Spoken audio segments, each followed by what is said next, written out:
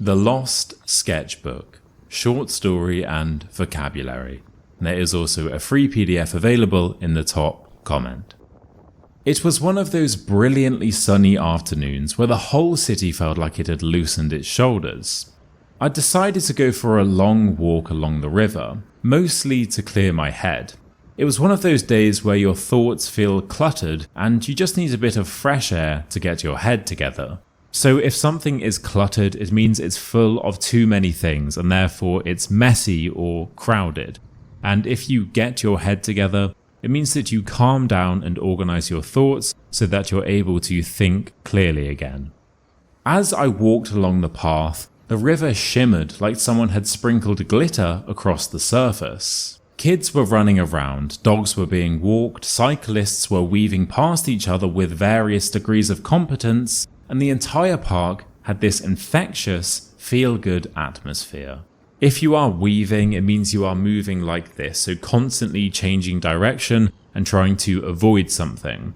And your competence is your ability to do something well, so your skill or capability. And that's when I spotted it, a sketchbook lying half hidden in the grass under a willow tree. No name, no bag, no owner in sight, just this beautifully crafted book with a deep blue cover and a single leaf tucked between the pages like a temporary bookmark. I picked it up, half expecting it to belong to some child who'd be back within seconds, but when I opened it, mate, it wasn't a child's. The drawings were exceptional.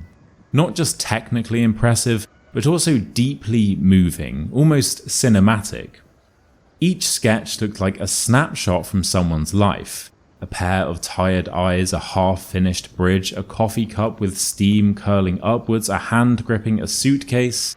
Everything was so detailed, textured, and intentional. If something is exceptional, it means that it's really, really good. If something is moving, it means that it causes you to feel strong emotions. And if something is cinematic, it means that it's so visually beautiful that it looks like it should be in a film.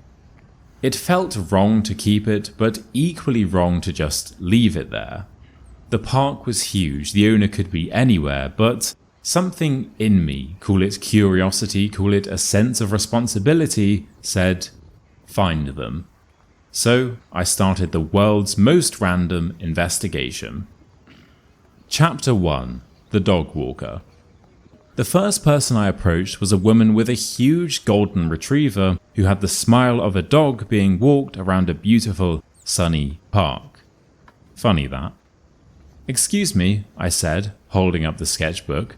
Have you seen anyone who might have dropped this? She took one glance at the cover and went, Oh, that looks like hers. Hers? I asked. There's this woman who sits by the river most afternoons. Always sketching, very quiet, very focused. She probably dropped it. Before I could ask anything else, the retriever dragged her away with the raw determination of a creature who just spotted a pigeon with suspicious looking intentions. But I had my first clue. Chapter 2. The Coffee Guy. A bit further along the path was a guy selling iced coffee from a little cart. The kind of man who looked perpetually unfazed, as if nothing in the world could disturb his inner peace. When I showed him the sketchbook, he smiled knowingly. So if something is happening perpetually, it means it's happening continuously and it doesn't stop. And if you are unfazed, it means that you are not bothered, surprised, or upset by anything. Oh yeah, she buys an iced latte every time she's here, he said. Always pays with coins.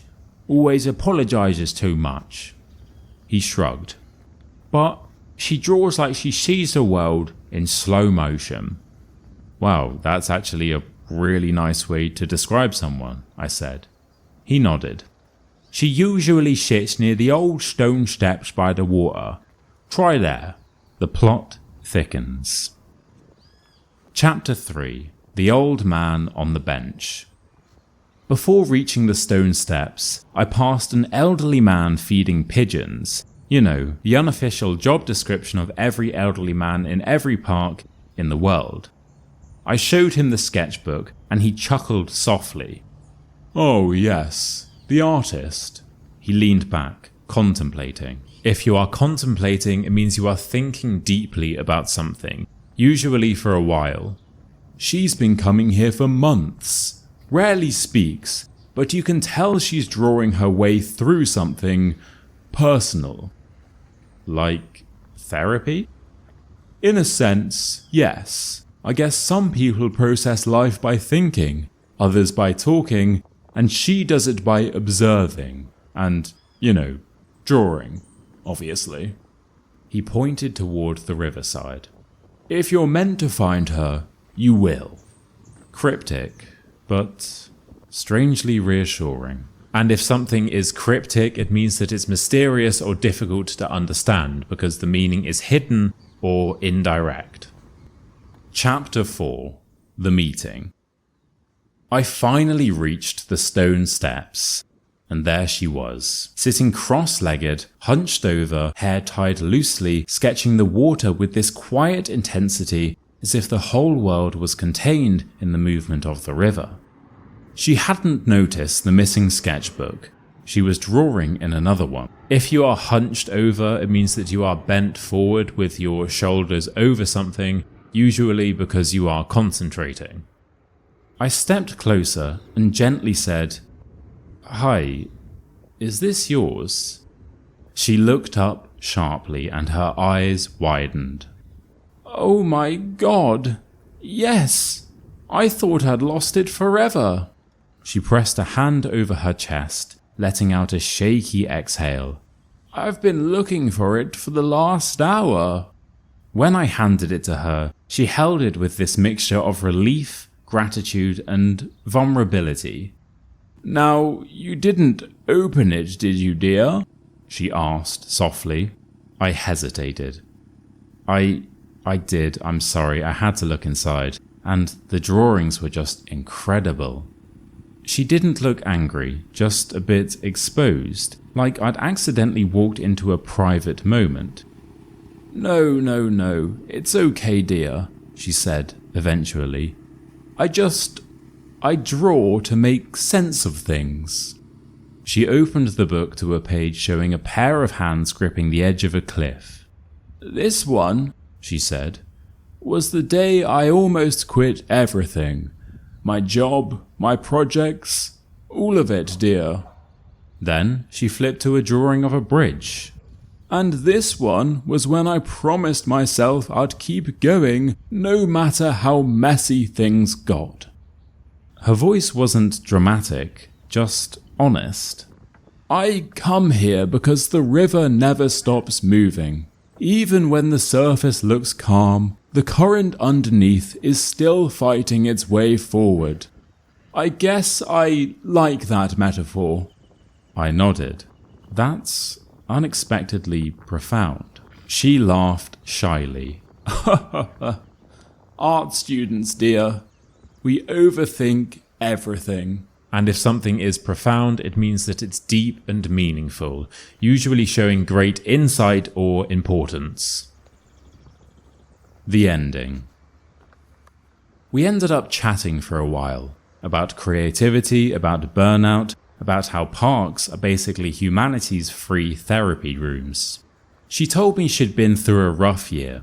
Nothing catastrophic, just the slow, heavy kind of overwhelm that accumulates over time. If something is catastrophic, it means it's extremely bad or damaging, normally causing serious harm.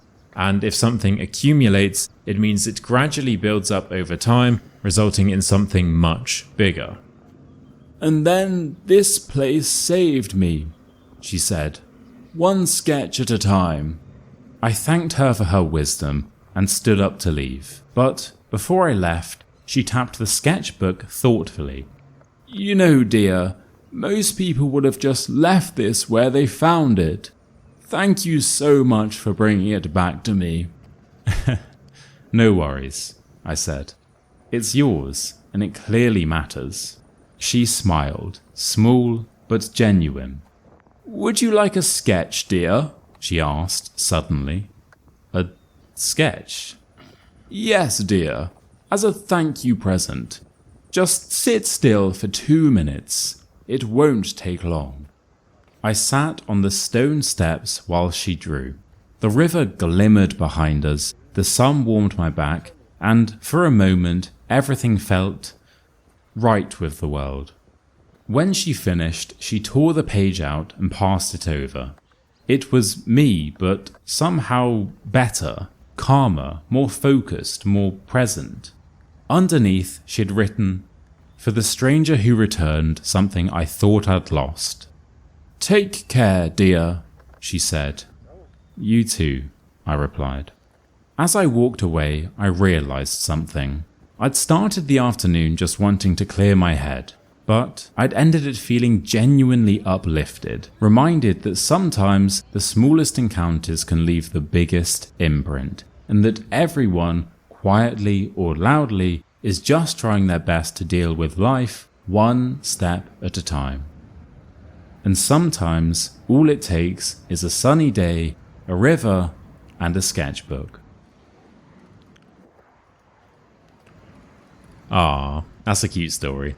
Thank you so much for watching, and if you don't know who I am, hi there, my name is Dylan, and every single Friday I post fun, original, and unique British English videos. So if you did enjoy today's lesson, make sure to like the video, subscribe to the channel, and of course comment down below. And as mentioned, I have prepared a free PDF to go with this lesson, including the full story and all of the vocabulary, and the link to that is in the top comment, so you may as well check that out as well. If you would like more from me, I'd recommend watching this video right here, where I will tell you 7 hilarious jokes and you need to see how many of them you can get correct. Right, thank you again so much for watching, and I will see you next Friday for another video. Cheers.